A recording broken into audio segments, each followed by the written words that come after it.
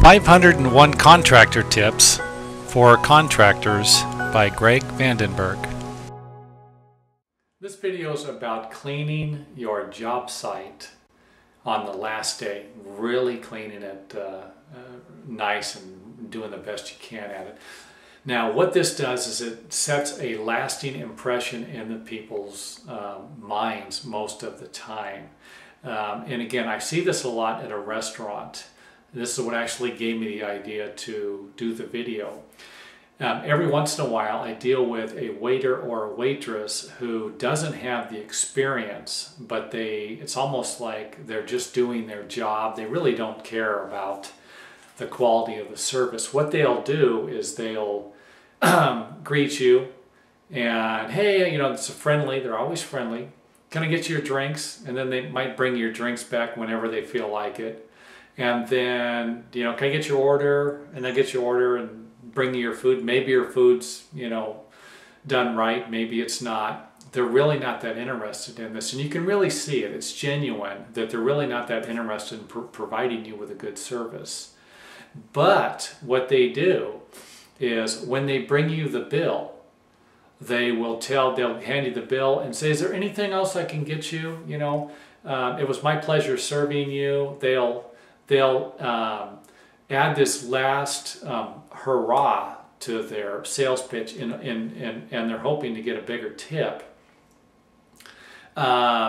Instead of evaluating their whole performance, what you remember while you're paying is what they just did. You remember the last thing, because let's face it, our memories aren't real good.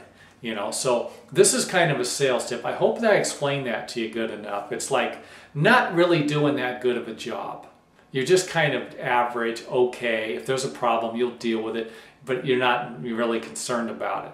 And at the end, you really give them that last hurrah. Thanks for coming in here. We really appreciate it. Your business, you guys have been wonderful clients. It's almost like a song and dance. And this is what you can do in construction. If you haven't kept the job real clean, and it's hard to keep the job immaculate every day. You're tired at the end of the day. You got to clean up the job. This happens to me. I'm sitting right now in a job site that I'm working on that has texture on the floor that needs to be cleaned up. Well, it'll be cleaned up, but I textured yesterday and it probably will get cleaned up later today. So we all do it.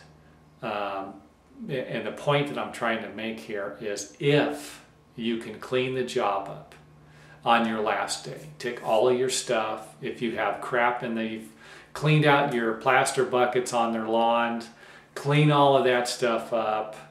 Get the job as clean as possible.